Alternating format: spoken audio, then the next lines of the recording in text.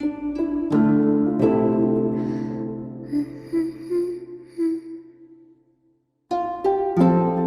first glance, Ender Lilies might just seem like another gloomy, gothic adventure inspired by the likes of Castlevania and Hollow Knight, but assuming that would be grossly underestimating the experience on offer in Ender Lilies.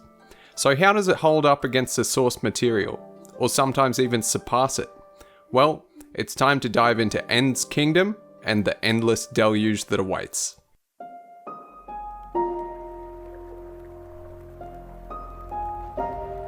In Land's End lies a fragile young girl, lost and alone. A white priestess awakens to discover the entire kingdom has fallen, and its inhabitants now afflicted and corrupted by a foul blight that has scoured the entire land. Greeted with the muted, soothing sounds of raindrops, the priestess ventures further into a ruined cathedral to discover a downpour inundating and infecting all those that it touches. The rain of death. Though not truly alone in this ruined world, the priestess is accompanied by the soul of one who in life strived to protect her, a valiant knight whose spirit joins her on this journey to unravel the mysteries that await. It is the task of the lone priestess to explore the source of the blight, face those who have suffered from the ceaseless rain, and purify their souls so that they may find peace.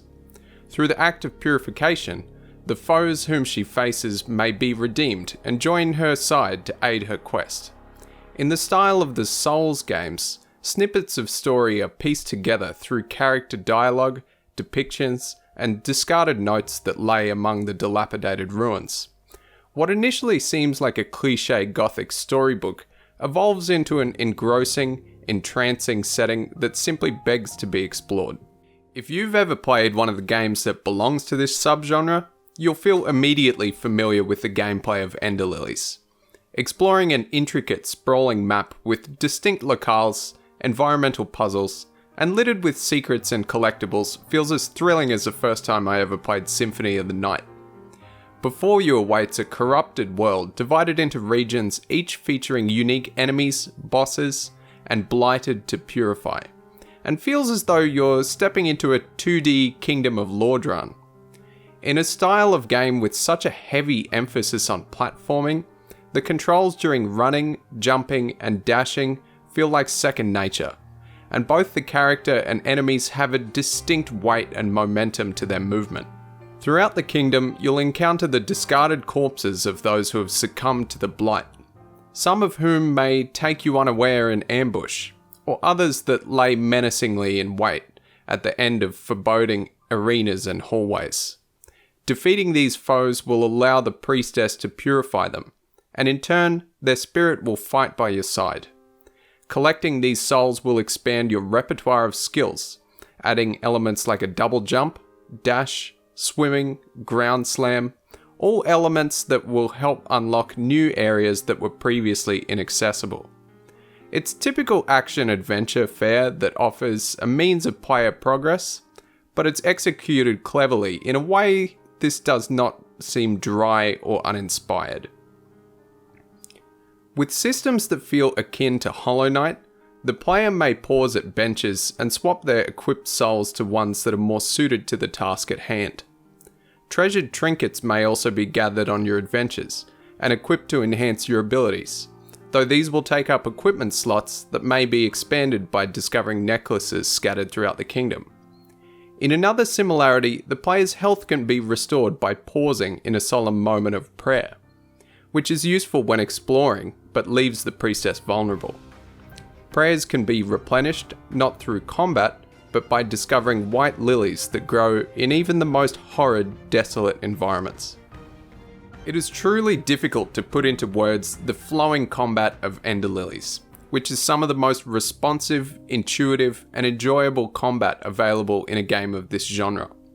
What initially feels slow and awkward becomes a fluid combination of attacks, skills, dodges, and special moves that are easy to learn but difficult to master. An almost infinite repository of combat skills and attacks are on offer thanks to the spirits the priestess purifies throughout the game, each of whom adds a new weapon to the arsenal. Whether you're a player who prefers a swift onslaught of attacks, keeping your distance through ranged attacks, or a barrage of slow but heavy destructive moves, the combat can be customized to suit your liking. If you want to survive in the Blighted Kingdom, you'll need to be observant, as each enemy has a distinct set of choreographed moves with tells that will alert the keen eye to the next incoming attack. By watching the movements, you'll be able to perform carefully timed dodges and parries, allowing you to quickly counter and break the enemy.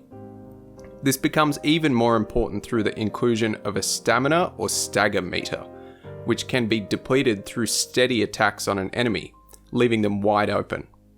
Chaining together a series of uninterrupted attacks to tear down the stagger and then the health bar of a difficult boss is the ultimate feeling of satisfaction. Although the environments and regular enemies can at times pose quite a challenge, especially when you're locked in arenas where blighted knights must be defeated before progressing, it is the game's bosses that capture the true essence of Ender Lilies combat.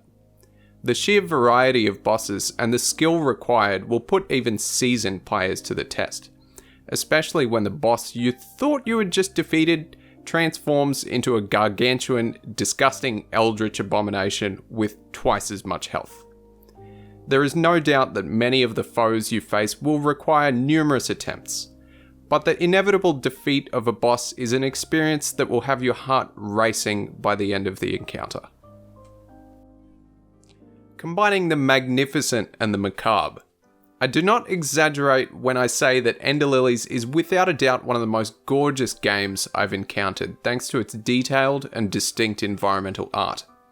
While obvious nods to the likes of Castlevania and Hollow Knight appear throughout the priestess's journey, such as resting and saving at distinct benches scattered throughout the kingdom, the game manages to create a truly beautiful, Gothic-inspired art style unlike any other game I've played. Each new region presents with it a unique visual aesthetic, while maintaining the overall art style of the game, which feels like playing a morbid fairy tale. The visuals are at their best when elements of beauty can be found, even in the darkest, most grotesque settings. While standing upon a mound of skulls, a serene light engulfs the scene and washes over the character. A darkened and lonely bedroom offers a brief respite and moment of comfort in an otherwise violent and dreadful deserted castle. Colossal cathedrals loom in the background and frame the boss fight occurring in the foreground. You'll often be distracted to admire the sheer detail within all of these environments.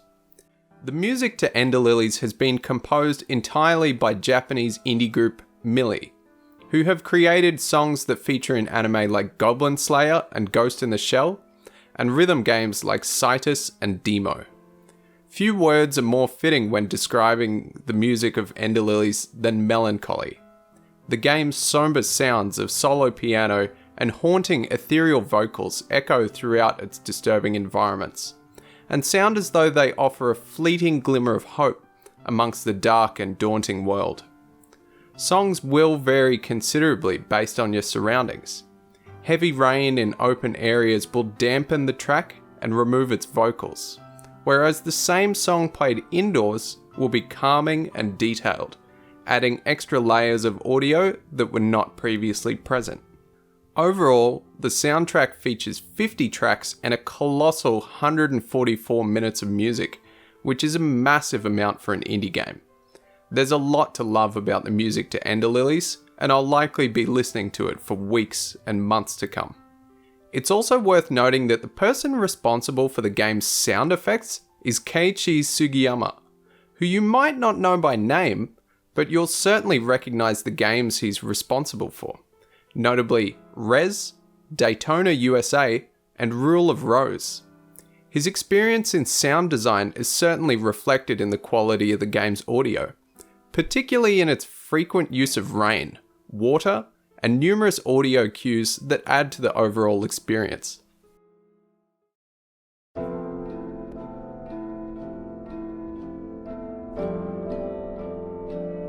Combining a bleak yet entrancing world with expansive exploration and seriously satisfying combat, makes Ender Lilies one of the best in the genre, and in ways surpasses the games that have inspired it. Every moment throughout its 10 to 15 hour journey is captivating to say the least, and the game has taken me completely by surprise in what I can comfortably say has been one of the finest games I've played so far this year.